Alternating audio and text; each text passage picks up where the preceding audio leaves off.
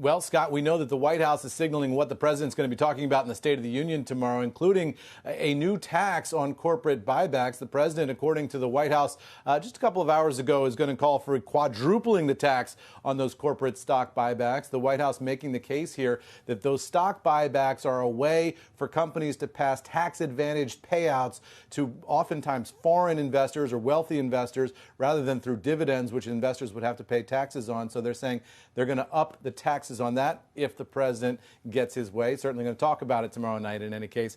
Also, this billionaire minimum tax, the White House putting out a line item here saying that the president's going to talk about this billionaire minimum tax tomorrow night, given that he doesn't think it's fair for billionaires to pay 0% tax or a very low single-digit tax.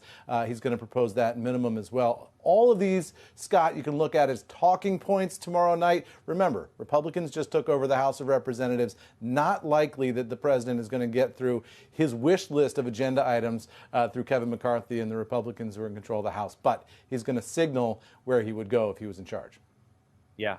And stay with me. I want to do more on this. Let's bring in Ben White, Politico chief economic correspondent and a CNBC contributor. Ben, it's good to have you join the conversation. What's your reaction to this, if you want to call it, proposal? I guess Chevron at $70 billion and Meta at $40 billion, among others, touched a nerve. Absolutely did, Scott. I've been talking to some people in and around the White House about this after it came out, and I agree with Eamon completely that this is political messaging. They're not going to get a quadrupling of the tax on buybacks. I mean, if you remember the Inflation Reduction Act that they got through, they wanted 2% in there. It got knocked down to 1%, which is relatively minimal. Republicans complained at the time, well, that opens the door to going up from there, but not under these circumstances, not with Republicans in control of the House.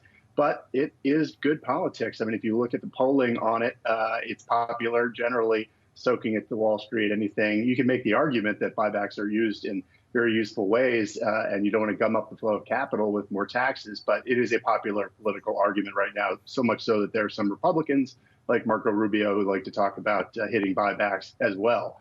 So this, they think, is good politics, along with the Buffett tax, the billionaire tax, things that are not going to happen between now and 2024, but they like where they are on it politically.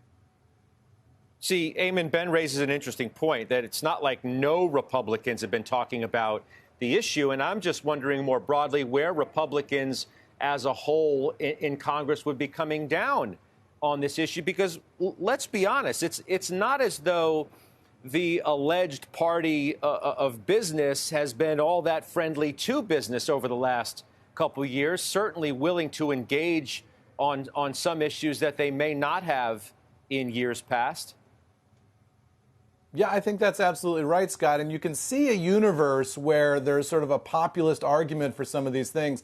But I think practically just in the red versus blue team sport that we're in Washington these days, if these ideas come out of Joe Biden's mouth at the State of the Union, you're not going to find Republican support for them, even though, you might see a populist argument for it. But you were exactly right, Scott, to point your finger to the oil and gas companies. Here's a line from the White House press release on this earlier today. They say, last year, oil and gas companies made record profits and invested very little in domestic production and to keep gas prices down. Instead, they bought their own stock, giving all that profit to their CEOs and shareholders. So oil and gas companies certainly got the attention of the White House, and that's part of what this is about, is that at a time when the White House was really anxious to be bringing gas prices down, the oil and gas companies weren't doing that. They were doing buybacks.